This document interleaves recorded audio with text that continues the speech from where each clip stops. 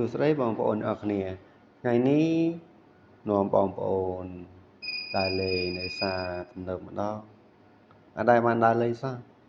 យូរឡើងមកផ្សារទំនើបម្ដងមានអារម្មណ៍ថាវែងវាន់អស់ហ្មងពេលដើរចូលមកធម្មតាដល់ពេលទៅវិញរកផ្លូវច្រកចេញមិនឃើញនាំគ្នាដើរអើយដើរវែងពេញហ្នឹង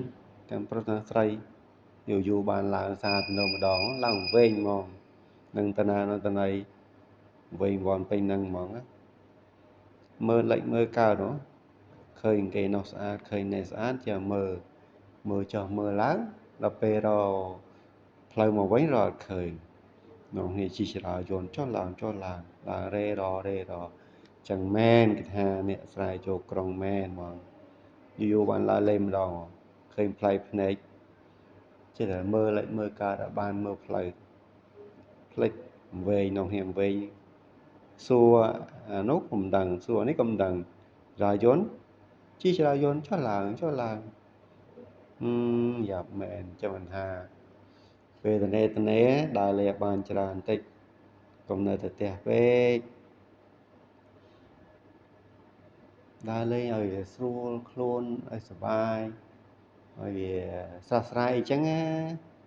មើលគាត់ទៅឃើញក៏អាយគេខ្វះកប៉ុន្តែអ្នកគ្មានលុយ100ទេដើរលេងមែនប៉ុន្តែអត់មានលុយ100ក្នុងខ្លួនសោះចេះនោះហេដើរចាំមិនថាងារបណ្ណាដឹងថាយើងអត់មានលុយទេក្នុងកប៉ាល់ធម្មតាដំបូងថានាំគ្នាឡើងទៅមើលកុនដល់ពេលទៅដល់រោងកុនរកទិញសំបុត្រអត់បានមនុស្សច្រើនពេកដល់តម្រង់ជួររំតែងបានឥឡូវជិតដល់ច្រកចេញចាប់ផ្ដើមរកឃើញច្រកចេញតិចហ៎ឃើញនោះនេះរកផ្លូវច្រកចេញមិនឃើញក៏អាវគេស្អាតខ្វះកហ្មងបានទិញក៏បានអត់ទៅបានឃើញសុបាយចិត្តថ្មិចយើងវាអត់អីដើរនិយាយចុះឡើងឥឡូវឃើញផ្លូវហើយឃើញផ្លូវចេញហើយមករំតែឃើញហើយអ្នកថតទៀតថតដើរថតនឹងចាំទៅអីទៀតព្រមទៅអ្នកថតដើរទៅដល់មុខអីហ្នឹងចង់បានអីមែនហើយអ្នកថតចឹងដែរមកដល់មុខឃើញនំចិនប្លែកខ្វាក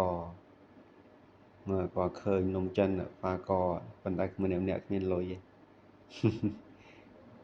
អូខេវីដេអូនេះមានប៉ុណ្ណឹងបងប្អូនអរគុណជម្រាបលាបាយបាយ